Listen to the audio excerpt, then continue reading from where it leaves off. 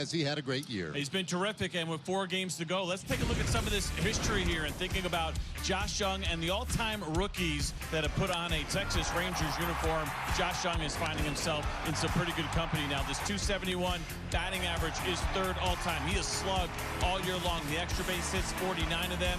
That is 4th. He is driving in runs as well, 5th best among Ranger rookies all-time. And then the OPS, the on-base plus the slugging at nearly 800. That is 2nd best all-time, again, with just 4 games to go. Now, it's not just about the offense for Josh Young. It is also about the defense. We noticed it right away when he came off the IL in that series that they had in the City Connects. He was in the middle of everything. We've seen it here in Anaheim as well. So the glove of Josh Young, just as important as that bat. And how cool is it for that kid who's got that baseball right now? Let's be honest, 2 kids here. One ended up with the baseball and one hit the home run. Huge smiles between first and second base for Evan Carter. 4-seam fastball, a little cut to it. They wanted it away, and he knew it when he hit it. No doubter, a bomb for Evan Carter. And we were told maybe that little bit of power, that's not his game. I think we were duped. Tremendous power, and a great job by Dad out there to get that ball for his son. In the 1st inning. And he does it with the split, and this was a really good one here from Eovaldi underneath the hands of Julio Rodriguez. 37th strikeout on this pitch this year. You can see that late movement straight down on the split finger from Eovaldi, taking advantage of an over-aggressive Julio Rodriguez. Ohtani manages to stay alive. Some pretty good plate coverage there. The previous pitch was a changeup that was down below the zone and away from him. He fouled that off. How about this fastball? Look how far in this in. That is a really good pitch from Scherzer. And pretty impressive that Shohei Ohtani could foul that off. That is a hole for most hitters. Well, all by itself, that at bat right there, worth the price of admission here this evening at Globe Life Field. The cutter from Max Scherzer, not going to throw it any better than that. You always want that cutter to finish just off the plate. It does. And Shohei Ohtani has gone fishing after that one. Says the man in his fishing shirt.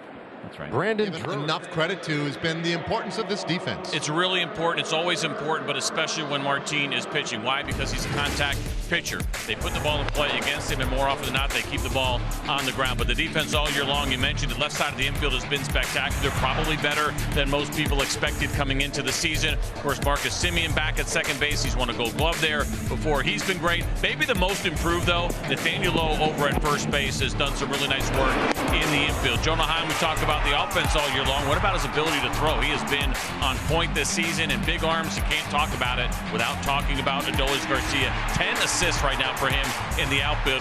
Runners continue to try to go against him. We're not sure why. Since April 27th, a really nice .991 fielding percentage, the best in baseball. Okay, so hopefully. Bottom of the 7th inning, their coach is still upset. That's our hitting coach, Troy Snicker. Cannot believe that they made that call, and McCormick's still upset about it. Dude, you never went in the lane. You got to be in the lane. You're allowed to come out to touch the bag at the end. You literally were never in it. This is 100% a violation. You got to get in the lane.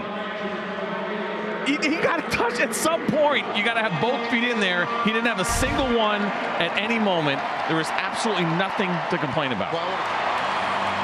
What an incredible time for Alex Bregman to make another throwing error. That is the 8th one that he has made this year. He came in with the 2nd most in baseball. 8 overall errors, but 7 of them had been throwing errors.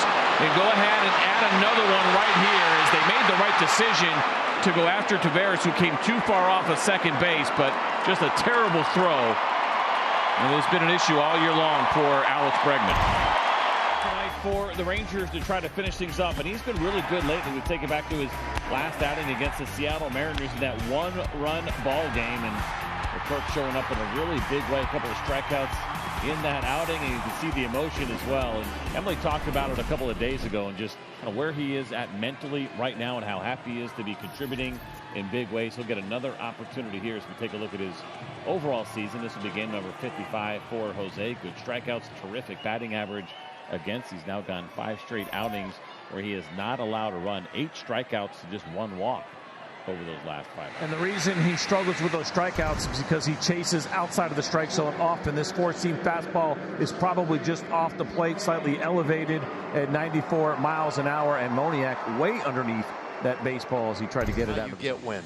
It's not, and the Rangers roster is a great example of it. Yes, they're a top 10 payroll team in all of Major League Baseball, but how about the pre-arbitration players, the players that are cost-controlled? This is a tip of the cap to the front office and the work that they have done in getting players that have been so productive. Jonah Heim leading the way with that 905 OPS. You can see the work that Duran has done, especially filling in for Corey Seager. Adolis Garcia has been fantastic. All of the guys have done some great work, and they've done it pretty inexpensively for the Rangers. On the other side of things for the Braves, the Rangers are going to have to deal with Ronald Acuna Jr. Now, we have seen him over the years. We know how impactful he can be. He is healthy, and he is on the MVP track right now as he is first in runs scored. You can see the average, the stolen bases, the OPS, the big number there right now in all of Major League Baseball. He is third, so that means a handful tonight for a pitcher who's going to be making his Major League debut. Emily Jones has more on that.